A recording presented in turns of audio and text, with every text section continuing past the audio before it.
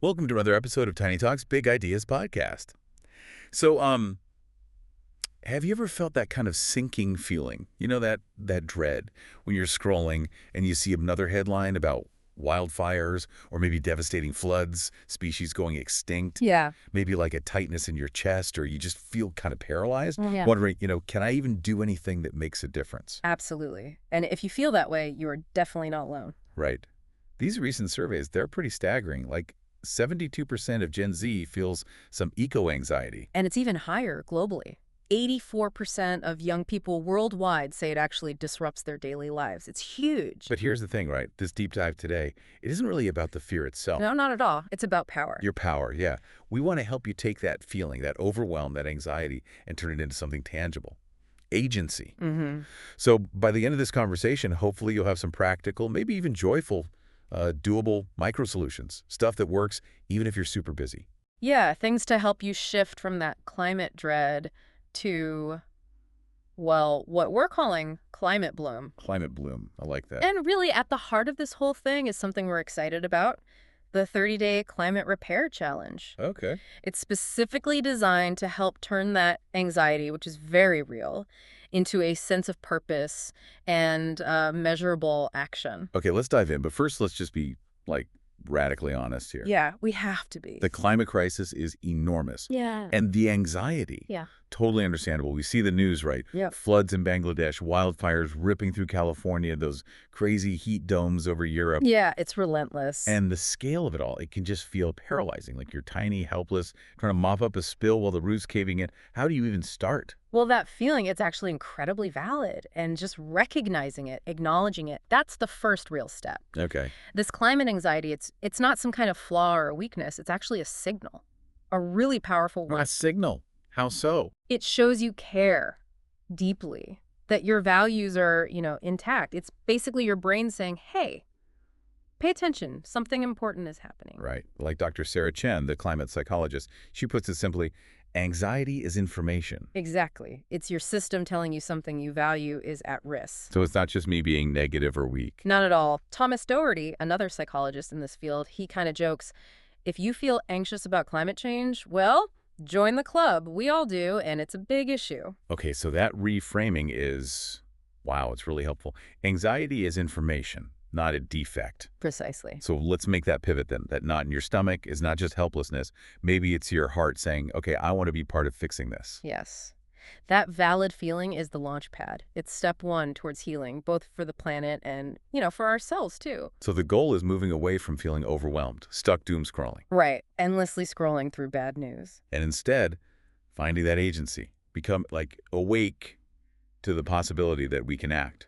Exactly. So how do we actually do that? How do we make that shift from overwhelm to, well, empowerment? Yeah, the practical side. That's where these micro-adaptations come into play. Micro adaptations. Okay, break that down. They're basically small, realistic, and consistent lifestyle shifts, things you can actually stick with without burning out, especially good for busy people. Okay, small, realistic, consistent. I like that. Think of it like this, right? A single raindrop seems tiny, insignificant. Totally. But that raindrop joins others. They form a stream. Streams merge into rivers. And rivers, they carve canyons. They shape entire landscapes. Okay, so we're the raindrop. We are the raindrops, and together we become that powerful river. That's a great way to put it. Yeah. Because these micro adaptations, even if they seem tiny on their own, collectively they can have a really significant impact. They absolutely can. So let's get concrete. What are some examples from the sources we looked at? Let's talk kitchens first. Climate-smart kitchen swaps. Right. This one's fascinating. There was a story about a family, right? They just swapped out red meat one night a week. One night. And they saved over 300 kilograms of co-euro equivalent a year. Plus, they discovered they love chickpea curry. Huh.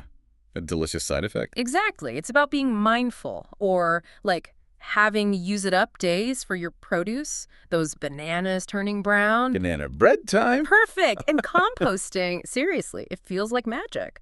Food waste is this massive source of greenhouse gases. Yeah, I read that. It's shocking. But you can turn those scraps into amazing soil for your garden, or even just in a bucket under the sink if you're in an apartment. Okay, so small kitchen tweaks, big ripple effect. What else? Well, there's the 4-minute shower rule. Or maybe 5 minutes. Give yourself some grace. The shower rule. Okay, how does that work? Try timing your shower with just one song on your playlist. Oh, interesting. It saves a surprising amount of water and the energy used to heat it.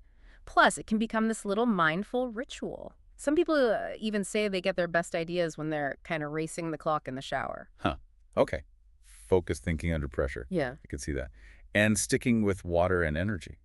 Laundry. Yes. The laundry hack. Cold wash only. I've heard of this one. Does it really make a difference? Huge difference. Yeah. Switching to cold wash save about 75% of the energy your machine uses for that load. 75%. Wow. Yeah. And bonus. Yeah. It actually helps your clothes last longer, less breakdown of the fibers.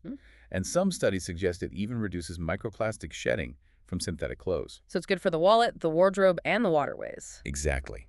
A triple win. Okay, what about stuff? Buying things.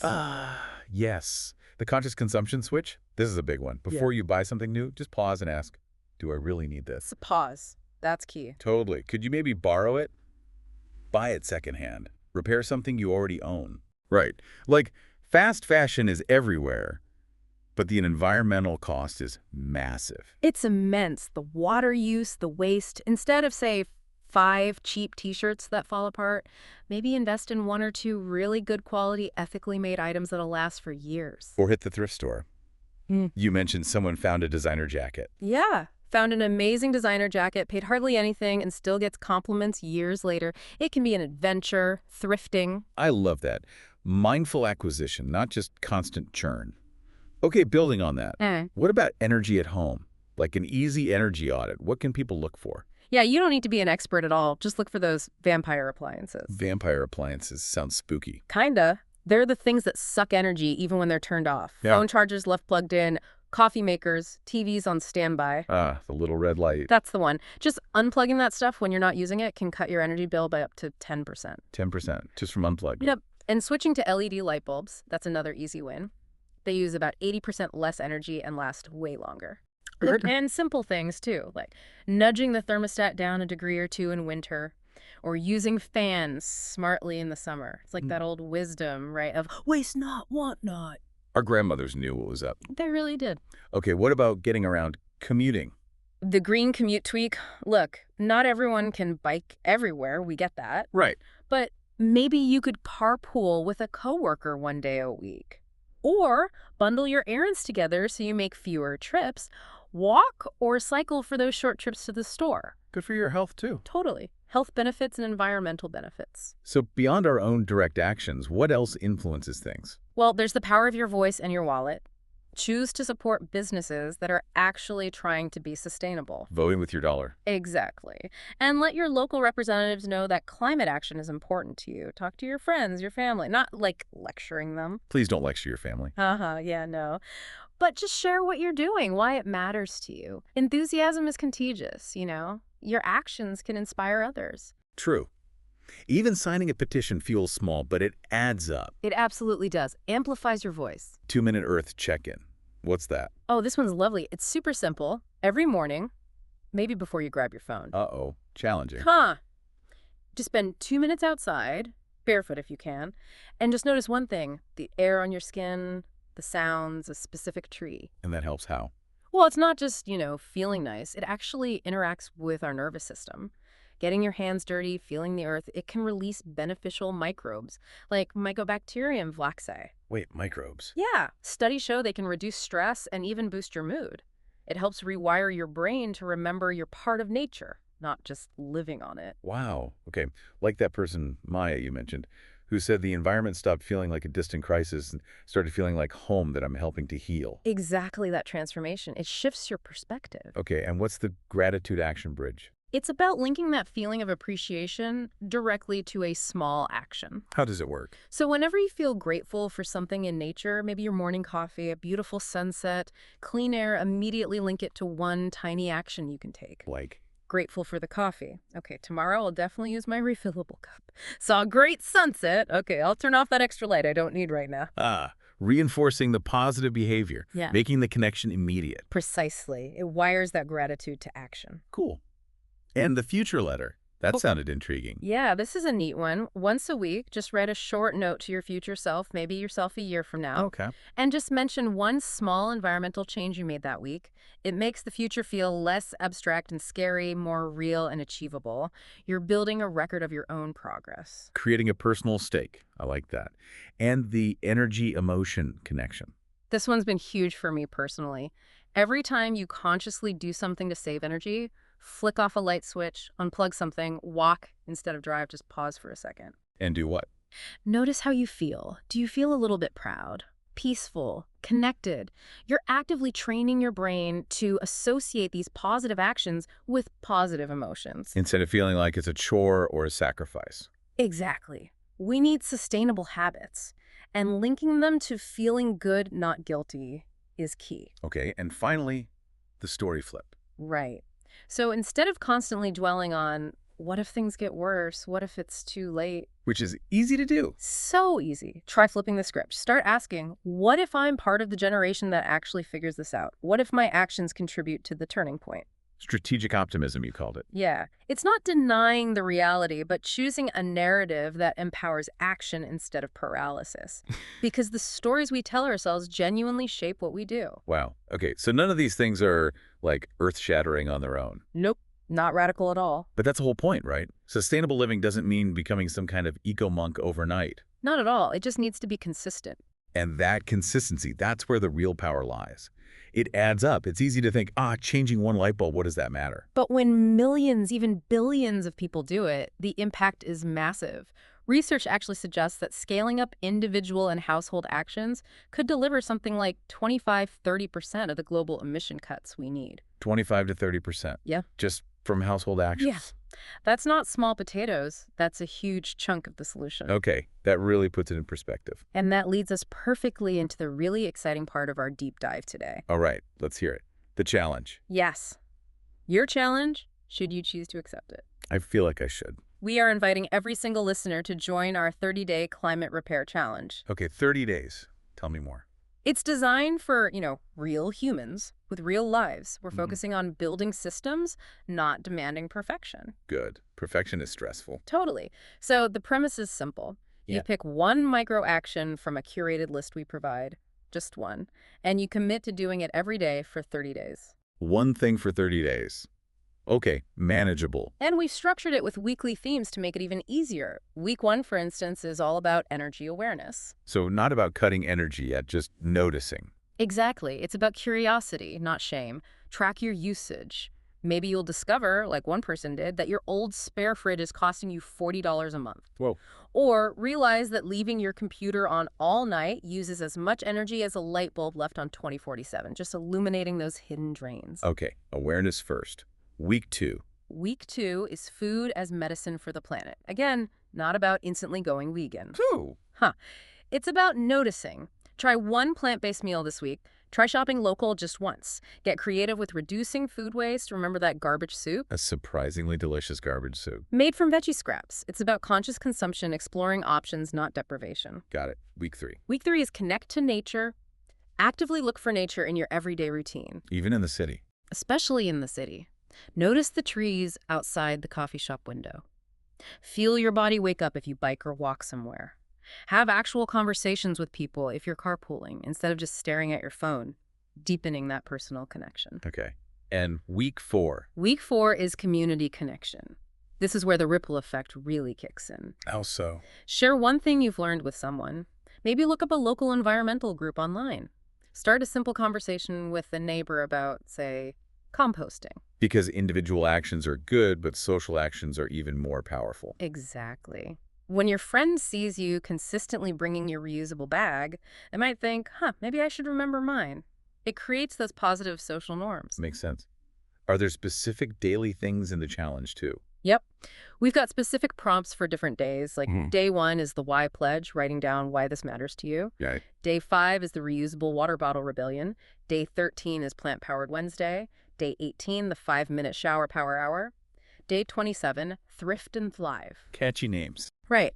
They're designed to be memorable, human-sized steps, things you can actually do consistently. And how do we track this? How do we know if it's working? Tracking is key. You can journal about it, make a little video or reel, post updates, maybe join a Discord channel. Co was saved, water conserved, plastic avoided. But honestly, the most important metric, What? hope rekindled. Because when you actually do these things, day after day, that anxiety, it starts to shift. It genuinely transforms into something else. Okay. We call it climate integrity, that feeling of alignment, of living in a way that matches what you truly care about. Climate integrity. I like that even more than climate bloom. Right. And we've seen this happen for so many people. And it's not just anecdotal, it's backed by science. House. Action is genuinely an antidote to anxiety. When you move your body, move your mind towards solutions, you literally start rewiring those pathways in your brain from despair towards purpose. Sure. So doing things changes how you feel. Absolutely. It activates your brain's reward system. Think dopamine instead of cortisol. Remember Rebecca Solnit's quote, "Hope isn't wishful thinking. It's an axe." Yeah, you break down doors with it. You break down the doors of helplessness with action. So the neuroscience actually backs this up. Doing something makes you feel less helpless. Totally. That spark from the reward system, that little hit of dopamine, it changes your perspective. You stop feeling like a victim of circumstance and start feeling like, well, maybe a hero in a shared story. A hero sounds good. Right. And this is why collective action is also so crucial. Individual actions are great, but they become exponentially more powerful when they're visible, when they're social. Like those cogenerative dialogues you mentioned. Exactly. Studies show communities that use those kinds of collaborative, open discussions to figure out solutions together build incredible resilience. And remember that stat. 72% of Gen Z isn't just anxious, they're craving actionable hope. They want things they can do. Precisely. It's also important, though, to acknowledge something Jennifer Atkinson brought up. Yes, absolutely crucial. The burden isn't shared equally, is it? Frontline communities, indigenous groups, people of color, they often face the worst impacts and the heaviest mental health toll from climate chaos. That's so important to remember. So this challenge, our actions, they have to include solidarity. Ayomide Alud from the Eco-Anxiety Africa Project put it starkly. In Nigeria, she said, anxiety isn't abstract theory, it's about your home flooding, your crops failing. Wow. And she added that for communities like hers, when global North allies fight corporate polluters, that's true climate therapy. So our actions here can actually support people on the front lines elsewhere. Yes. It connects our individual efforts to the larger fight for justice and a livable planet for everyone. It has to be interconnected. Okay, so ultimately, this isn't about acting out of fear or guilt, is it? No, that's not sustainable. Sustained action, the kind that lasts, it really has to come from a place of love. Love for the planet, love for future generations, love for ourselves even. And maybe recognizing that we're part of something potentially huge. Yeah. Like the largest environmental awakening in human history. Could be. It's certainly a pivotal moment. So the message isn't you have to solve everything.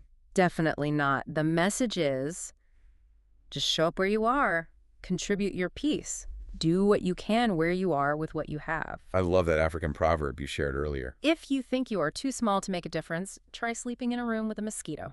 Ah, right. We as individuals, we're the mosquito. Annoyingly effective. And together, we're the swarm. We can make a huge difference collectively. Okay, so let's boil it down. Key takeaway for everyone listening. Feel your feelings. They are totally valid. Don't push them away. Then, choose one action. Just one to start. Start small. Start small. Stick with it. Consistency over intensity. And then, watch the change happen, both outside you and inside you. And please share your journey. We genuinely want to hear your stories, your progress, your climate wins, big or small. Yeah, tag us. We'll spotlight stories on the show. Before we wrap up, can I offer that closing meditation from Uriah Seligman? Please do. A moment of grounding. Okay. Just take a breath. It's called Roots of Resilience. Feel your feet on the ground. You belong here. The same resilience that lives in ancient trees lives in you. With every exhale, release despair. With every inhale, draw in courage. You are the earth caring for itself.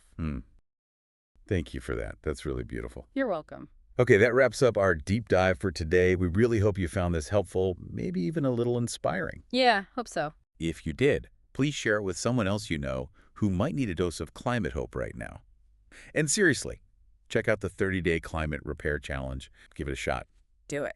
Until next time we meet in another episode of Tiny Talks Big Ideas podcast, stay safe, stay healthy, and stay curious.